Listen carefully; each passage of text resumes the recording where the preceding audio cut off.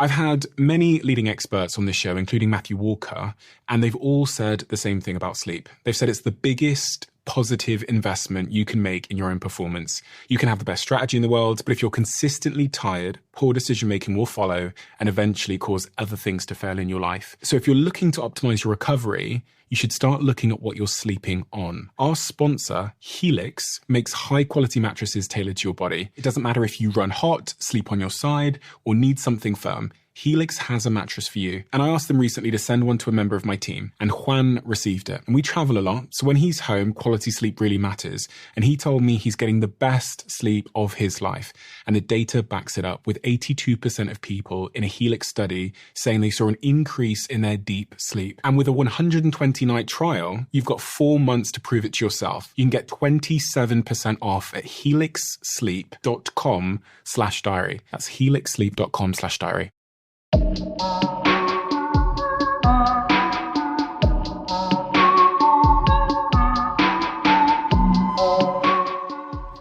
If there was ever a time for mass public reflection and inflection, it's probably now, at the end of a year and at the end of this decade. And this podcast, as I'm sure you know by now, is the home of reflection and inflection. And that's exactly what my diary is full of today. 2020 is just around the corner, a couple of days away. And those resolutions, those goals, and those ambitions are all being set. It's a incredibly ponderous time of year, if I say myself. And so today, we're going to do exactly that. We're going to reflect and inflect. Here are my thoughts. Here's my diary. Without further ado, this is the Diary of a CEO, and I'm Stephen Bartlett.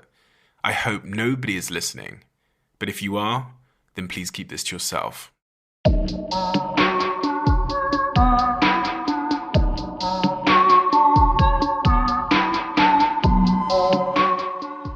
Okay, so the first point in my diary this week is about fishing. But really, it's more of a mantra for 2020. It's a perspective improvement that I want to make based on the behavior that I exhibit that I'm least proud of. I've written in my diary, in 2020, I'm going to stop catching rocks. Here's what I mean.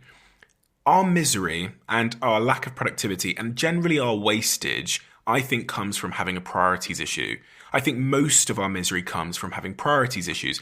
I think we care too much about things that do not matter. And I think life has this remarkable way of tempting you into spending energy, emotion, care, and time, everything that matters, on things that absolutely do not. The best example of this is like internet trolls. When you start engaging with an internet troll, that is a lose-lose situation. Even if you prove them wrong, you've just lost maybe an hour of your time, your energy, your emotional state in doing so. These trolls, and I'm just using trolls, internet trolls as a good example, they bite on your fishing rod. And stupidly, you exert copious amounts of energy trying to pull that fish onto the boat, only to realize that it wasn't in fact a fish, it was just another fucking useless rock, right? And that's why I've written in my diary in 2020, I'm going to stop catching rocks, because I keep catching rocks. I keep spending my energy on things that are completely worthless in the grand scheme of things. And when you pull that rock on board, you've just spent valuable time and energy on something totally worthless that has consumed you, your energy, your time, and in some cases, your happiness. I actually noticed I did this week. I put something out on social media and then someone came back to me and said, social media is totally valueless and it's never helped anybody ever. And it's never helped any company or brand. And obviously that statement is inherently untrue. Like obviously that, that's a stupid thing to say. And what I should have done is just fucking ignored the stupidity, right? But what I did is I responded to the tweet, right? And that's not, a huge amount of wastage. But what then happens is they reply with something equally stupid, right? And their response was, name one example of one brand that's been helped on social media. And then I take the bait and I run off on the internet and I'm finding screenshots and rattling through examples and data to try and prove this troll wrong, who has literally no intention other than like arguing, right? And that is a completely terrible use of my time. And then I went back and forth. And before I know it, 45 minutes is gone and I've proved some internet troll wrong, even though they never admit they're wrong. They now know they're wrong. I've lost 45 minutes of my life, which I will never get back. And then when I click onto this person's profile and scroll down, they are just the home of stupidity. the tweet below the first tweet at me was mental health isn't real, right? And that was the moment that I realized that I just spent the last 45 minutes to an hour wrestling to get a rock on board, thinking that it was some kind of fish or that there was some inherent reward in pursuing winning this argument or, or this point. And I just don't need to do that. Life is going to keep tugging at your rod every single day. It's going to keep trying to get you to engage in meaningless, pointless bullshit. Comments on your Instagram and social media channels, notes on the fridge at work, like passive aggressive bullshit, things that clash with your values. These are all the things that are best at provoking that huge energy reaction from you. And in 2020, here's my advice. We know for sure life is going to keep tugging on your rod, but only pull on your rod and try and catch that fish when you know it's a big fish worth catching. Let all the fucking rocks go. Stop catching rocks. At the end of your, fishing expedition, all those rocks you spent your time and energy fighting for are going to be worth absolutely nothing. They're not going to feed you. They're not going to feed your family in any way, but the fish will. And I guess life in many respects is that fishing expedition. At the end of my life, how grateful am I going to be because, I defeated one internet troll who was a fucking idiot? How grateful am I going to be for catching rocks? 0%.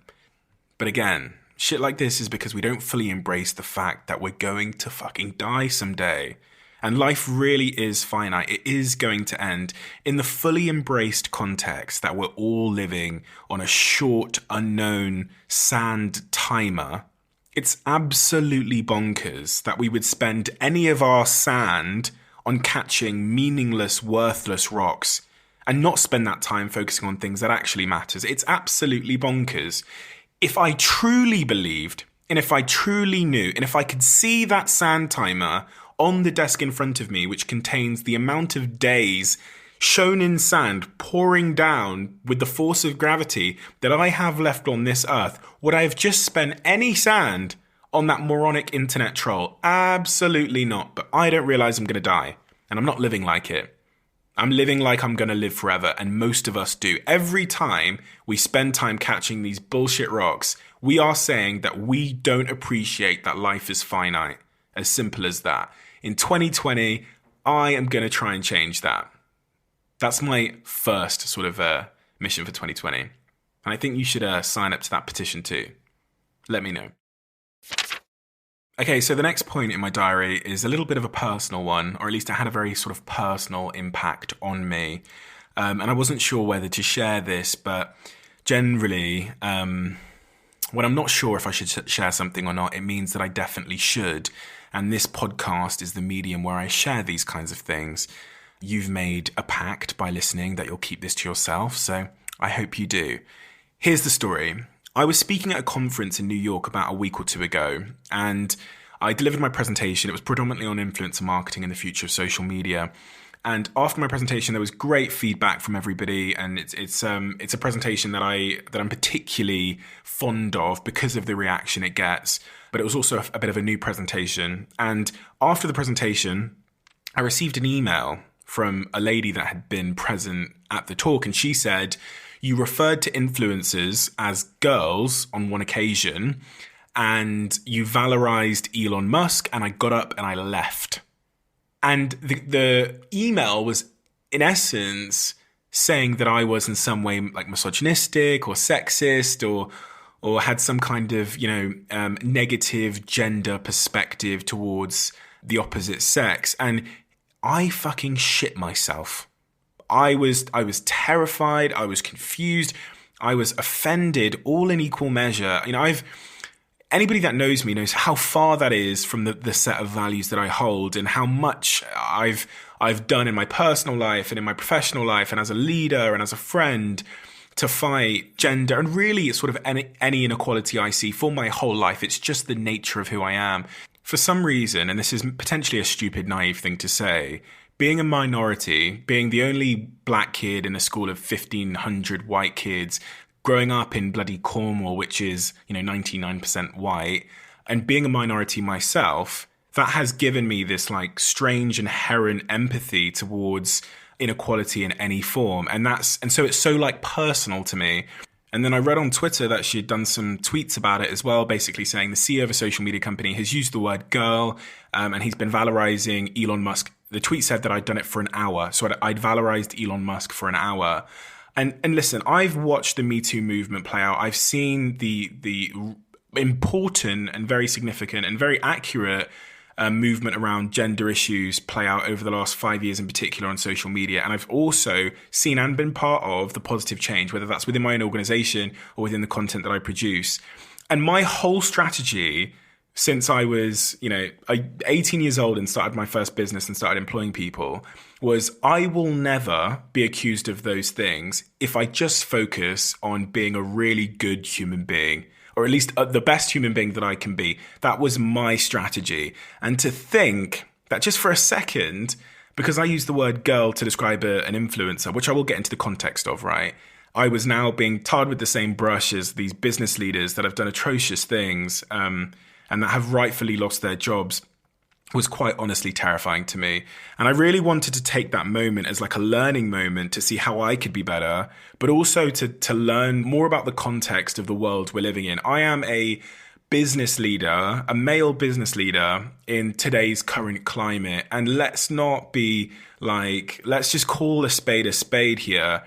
If there was ever a moment where male business leaders rightfully, right? Let me use that word because it's a very important word, because there's been a lot of male business leaders, even in my own city, that have been atrocious jackasses, right? So rightfully have been under scrutiny. It's now. And so honestly, I need to be even more conscious than I already am. I need to be even more careful about the words I use, and I need to be even more conscious about the actions that I exhibit, because, I have a tremendous responsibility and we're living in a very, very sensitive time. Just to give you context, me and my team then spent an hour following that email rewatching the whole talk. It was thankfully videoed. And I did offer to send the video to this lady if she wanted to rewatch it herself. She said that I called girls influencers, right? So in the presentation, I used the word influencer 47 times. I used the word girl once. And when I use the word girl, I'm referring to a campaign which is called Girl Gang. That's the banner of the campaign by a big brand. So I use the word girl to describe a 16-year-old girl who is part of the Girl Gang influencer collective. That's the name of it. There's no other way of saying it. I couldn't have navigated away from that. And when I got the email, I did say to my team, I'm so surprised that I've used the word girl, because I don't do that. I've programmed myself to try and avoid these words that are at all demeaning or, or at all belittling in any way. In her tweet, she'd said that I'd spent an hour, quote unquote, valorizing Elon Musk. We went back through the video. I'd spent 23 seconds.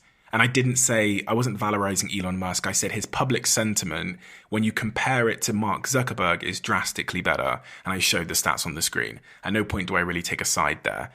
And again, that shows the sensitivity of the climate we're living in. This is a consequence, ultimately, and I'm just going to be honest, this is a consequence of toxic, despicable male behavior largely. And we've gotten to a point, because there's been so much outing of toxic, predominantly male behavior, where the world is incredibly sensitive to traits or patterns that might suggest that too. That's the nature of the world. I can't change that. All I can change is myself.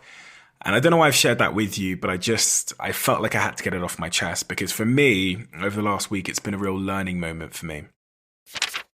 Okay, so the third point in my diary this week, changing topic completely, is how to get teams to work hard. The surprising truth.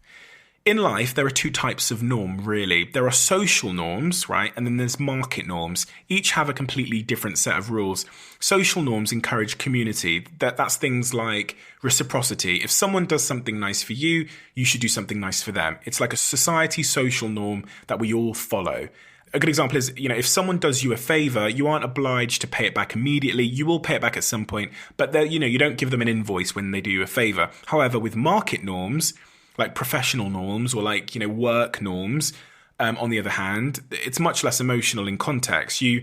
It's a transaction, isn't it? So if you do something for someone, then you invoice them or you expect payment immediately.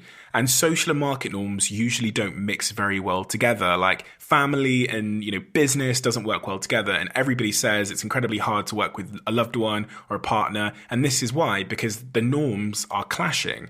And I read about this study, which involved assigning 3 different groups to do tasks. Some were paid a little bit of money, some were paid a lot more money, and some were paid nothing at all, and they were just asked to do it as a favor. Studies continually found, and this particular study found, that people who were paid the most were more productive than people that were paid less.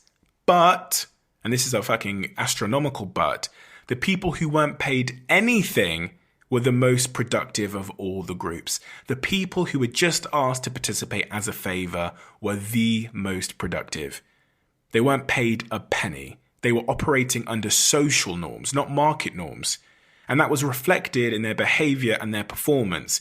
So the takeaway from that is when people are operating under social norms, not the constraints of an employee-employer relationship or that monetary contract, they perform better. When market, professional, or business norms become part of the scenario, however, social norms continue to fade away in all of the studies. Researchers switched the experiment, and instead of giving participants money at all, they gave 2 groups different gifts, and then they gave the third group gratitude. They just said thank you.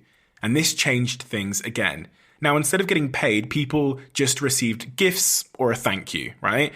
And all of the groups performed equally. When researchers tried mixing money with the gifts, performance dropped again. And that's pretty crazy when you think about it, because all you have to do is mention the cost of the gift and people will revert to market norms and poor performance. Once this has happened, it's impossible to return to social norms. Other research has shown that if people are exposed to thoughts about money at all, they will be less helpful to people who request assistance. Money, it turns out, is a very costly and ineffective way to motivate people. Money is, of course, very useful and, shall I say, required in many ways, but social norms cost less and they work better than market norms.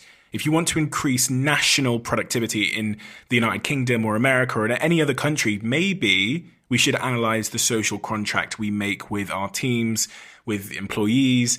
And this has to go both ways. So this isn't a case of paying people less or not paying them at all.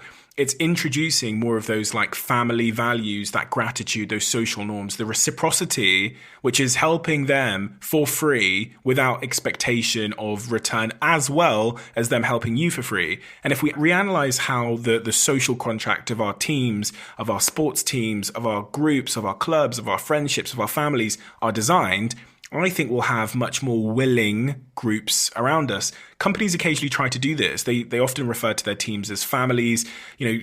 State Farm has the slogan, like a good neighbor.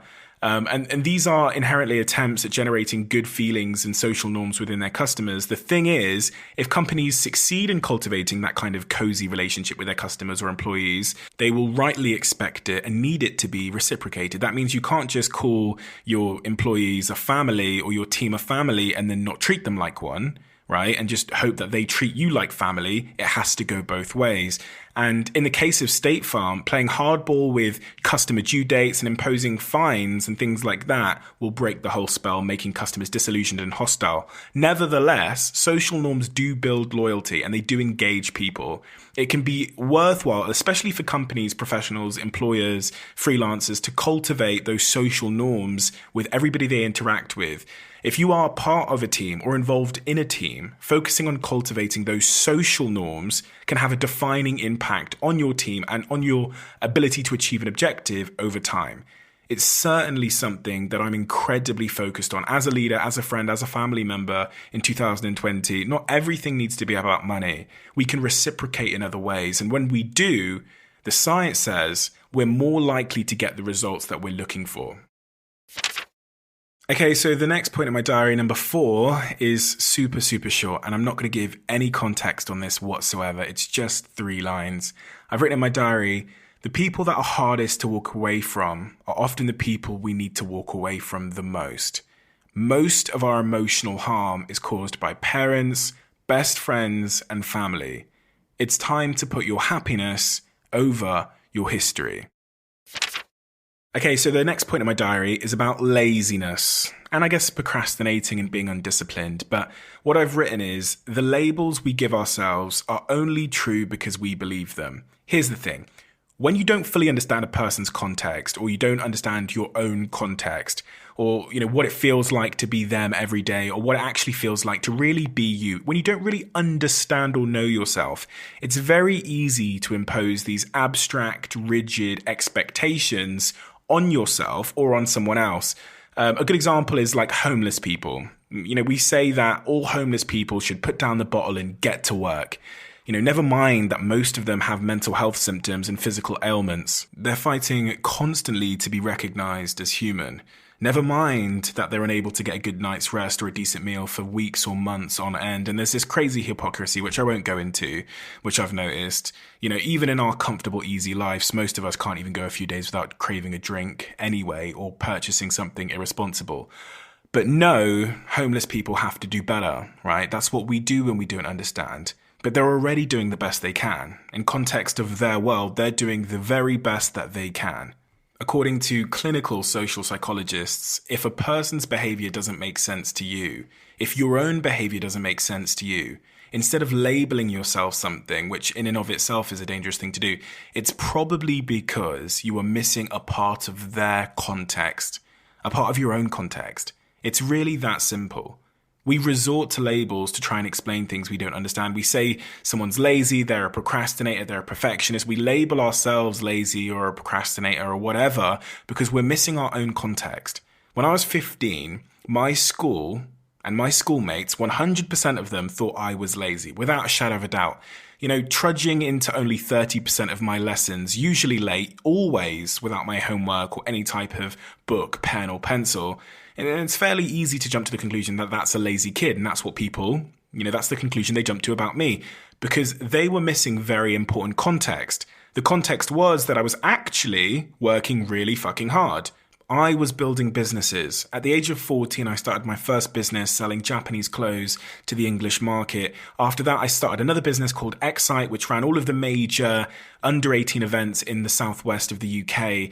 I was also negotiating deals with our sixth form and local coffee machine and vending machine companies so that our school finally got paid. And all of the vending machines in sixth form were deals I had done, and the school got 20% of the revenue on from machines that they were historically paying for. I was organizing all of the internal sixth form events, the school trips, the away days, the parties, everything. And I was working a job on the side in sales. I was incredibly busy. I was incredibly hardworking. The reality is I was outworking everyone, all of my peers back then.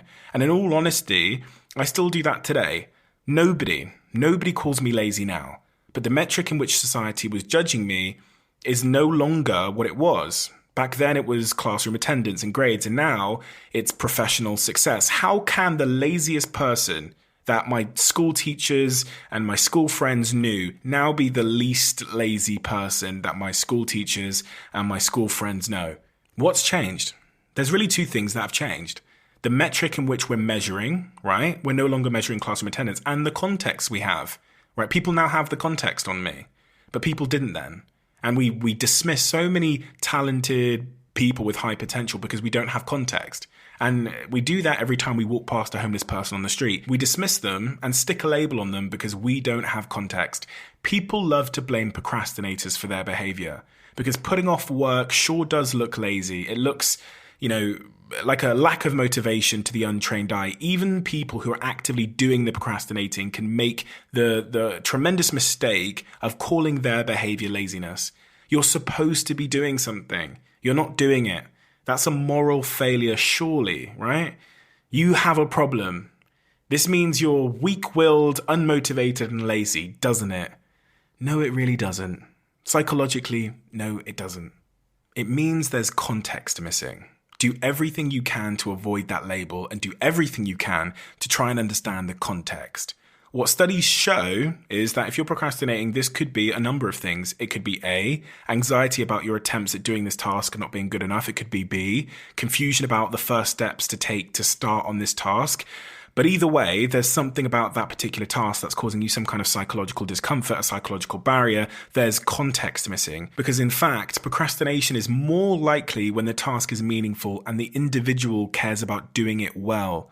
I.e., you are more likely to look lazy when you're clearly not a lazy person. So instead of sticking a label on yourself, which is deeply, deeply dangerous, which science shows repeatedly will become a self-fulfilling prophecy and actually become another psychological barrier, you have to understand your own context. Instead of walking past that homeless person and just sticking a label on them because it's the easiest thing to do, the most helpful thing for you, for your relationship with them and for them is to understand the context. In 2020, every time I catch myself mentally repeating one of these labels I've spent the last decade telling myself, I'm going to call bullshit on myself, and I want you to do the same.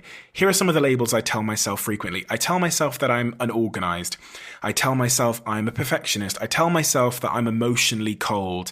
And these are just some of the labels I've given myself that are becoming self-fulfilling prophecies in my life because I'm refusing to acknowledge the missing context. And in those instances where I've really drilled into the missing context, specifically in like the relationship ones and the being a cold individual, emotionally and romantically ones, I've managed to overcome them just by understanding the context. And that's often what therapy does. And it's why I recommend therapy to everybody. It's why at Social Chain, our company, we give opt-out free mental health therapy to everybody, something I'm tremendously proud of and I think is so important.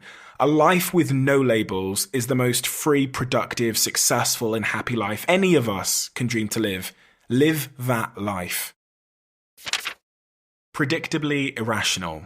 The sixth point in my diary. I saw Darren Brown this week in New York, the famous illusionist this week in New York, and his whole set is designed on the basis of using our unconscious, often irrational behavior to misdirect us into believing things, right? And I was reading this book called Predictably Irrational, and it talks about how fundamentally we are all pawns in life. Most of the time we don't even understand what's really going on and why we're making the decisions we make. We think we're in the driver's seat in life. We think we're steering the course of our lives, but we are wrong. We're really the victims of our own instincts, our own impulses, our own insecurities. And, we procrastinate, we underestimate, and we fear, and we draw on comparisons and make decisions based on comparisons without even realizing that we are. And I've been reading this book called Predictably Irrational this week, and it perfectly illustrates how much of our decisions are made by unconscious forces. And the truth is, we aren't aware of these forces in our lives, and they impact our careers, our relationships, and everything in between. The book shows how people don't usually look at things in real terms. In fact, we don't look at ourselves as we are or in real terms. We look at ourselves relatively. We look at ourselves in comparison to something else. The way we see things is relative to and dependent on the context in which we see them. By manipulating the context in which something is seen, you can change the choice somebody makes. For example, as you know, a chef might put a really expensive steak on the menu, and what that does is it drives popularity for the second most expensive steak on the menu. With 3 TVs on sale in like an electronics shop at 3 different prices, people tend to pick the middle one, right? These people are behaving irrationally, but their irrationality is predictable, and that's why the book is called Predictably Irrational. Relativity can help us, and it does, seeing something relative to something else, but it can also make us totally miserable.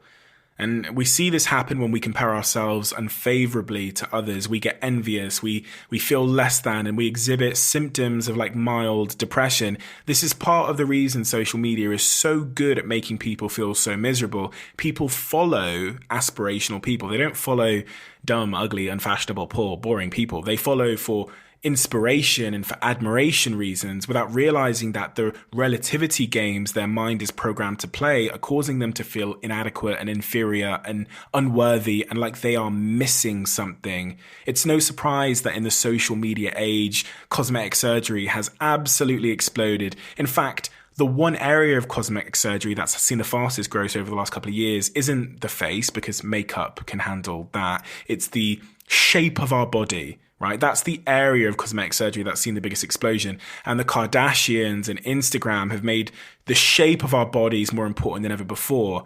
And like the main way that I think we can remedy this probably the only thing we can do is to reduce the size of our circle of comparison and to make healthier comparisons.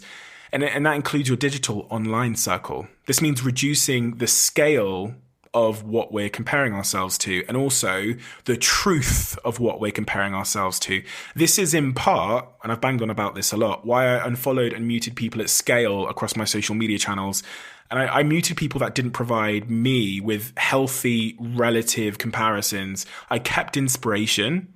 I kept people that were driving me in positive ways.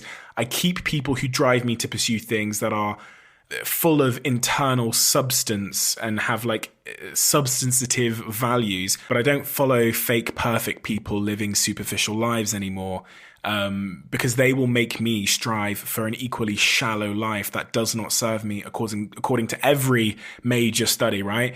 That's my definition of social media self-harm, is following a bunch of people who are perpetrating and pushing these shallow, empty values onto you. And this is just another reinforcement for me as to why it's so incredibly important on every important metric to really, really think about in 2020 the circle you have around you, not just in real life, but your digital circle.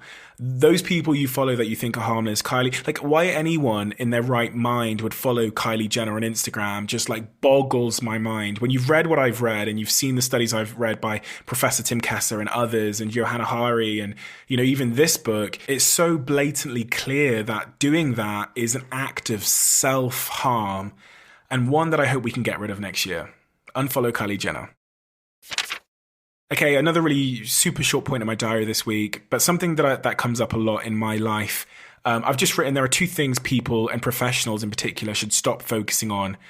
Number one, people copying you. Let me just tell you a quick story. People copy Social Chain and me all the fucking time, right? And I'm equally, getting ideas and inspiration and copying other people. That is life. What someone will never be able to copy is the true inspiration behind what you do. And ultimately, that real, raw, unmimicable inspiration behind what makes you special is not something anyone can replicate. That is also your inherent value. And anything that can be easily copied is not valuable. So don't sweat it when your competitors or others copy you. I see young business leaders and I see inexperienced entrepreneurs exerting huge amounts of energy to complain and to publicly complain about being copied. It's just a pointless, meaningless fight to have. And I'm proud of myself because a couple of days ago, someone sent me something which was clearly, had been copied from me by someone else, a competitor of ours. And I felt nothing. I felt genuinely, and I'd be honest, I felt absolutely nothing. I don't care, because I know deep down I'm secure enough in myself, in the value that I have and my company has, to know that you can't copy it. The thing that has value, you can't copy. So that's just a word of advice for you as a professional. When you undoubtedly get copied in your life, just know that the thing that has the value can never be copied. And point number 2 here was about not fearing change in business and in your professional life. So many people say to me every time there's a social media update, and by the way, I post all the social media updates on my channels, they say, oh my God, is this going to kill your business? They've been saying that to me for 5 fucking years. Back in the day, 95% of the revenue we made was from Twitter. Today, 0% of the revenue we make is from Twitter. Our business exists because we are so good philosophically at change.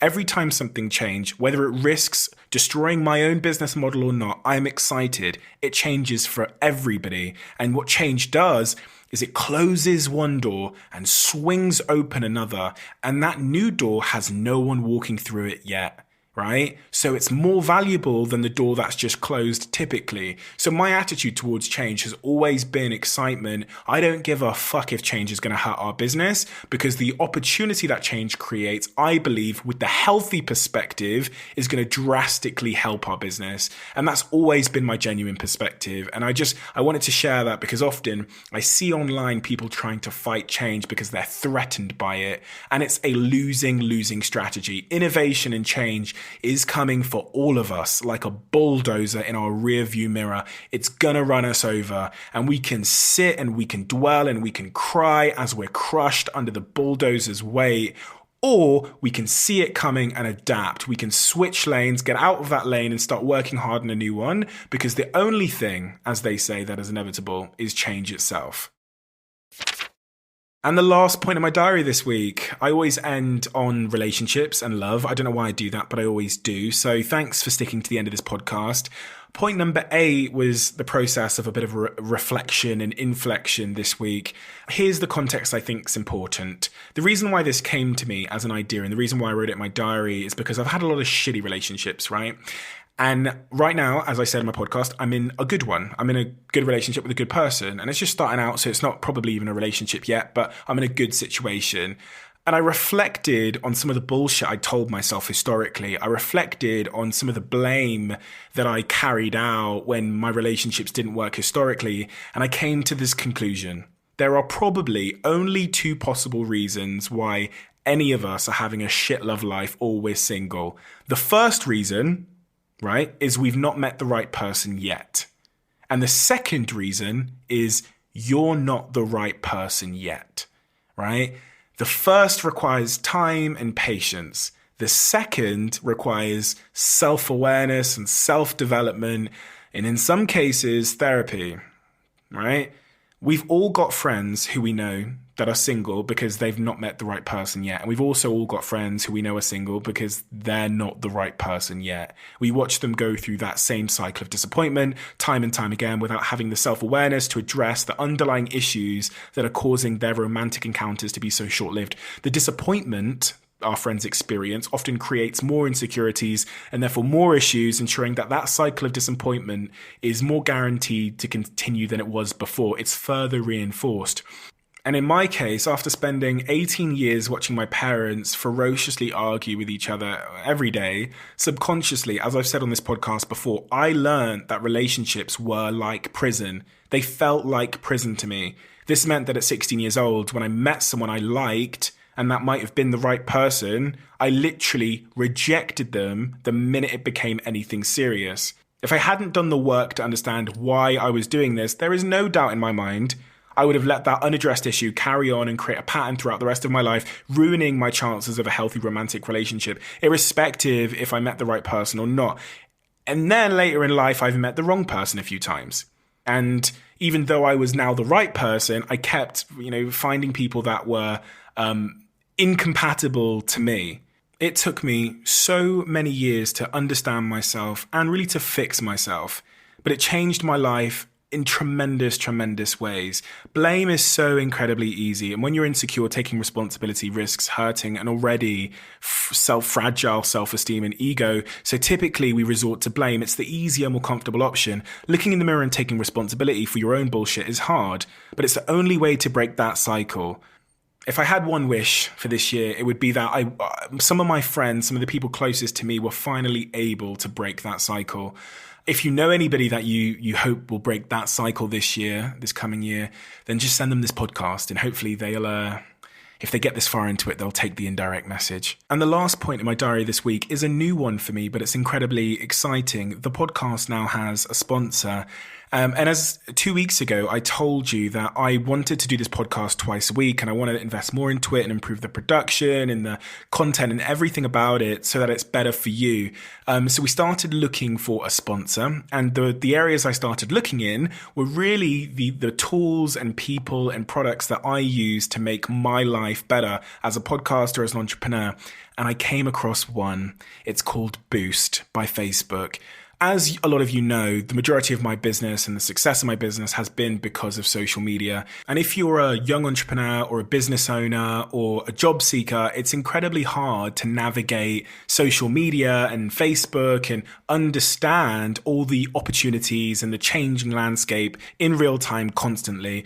So Facebook have made this platform called Facebook Boost, which is for job seekers, entrepreneurs, and small business owners, which is a one-stop shop dedicated to you aimed at giving you the resources and the training for free that you need to survive in this crazy digital economy. Since it launched, the aim of Boost has remained pretty much the same: to support small businesses, strengthen local economies, and to help build stronger communities. And you can learn more about that at facebook.com/boostwithfacebookuk. Check it out. I've been on there this morning and I've picked up a couple of ideas which I've just posted on my LinkedIn actually, but I think it's awesome, and it's a sponsor that I'm super proud to have. Thank you so much again for listening to this week's podcast. Here's some things that you need to know. I'm going to release a podcast on Christmas Day, okay, which is a first for me, but it's a Christmas Day podcast. Hopefully you can listen to it that night. And it's just specifically about Christmas and that time of year and really that day. And then on Boxing Day, I'm going to a jungle for 10 days on my own. More on that soon.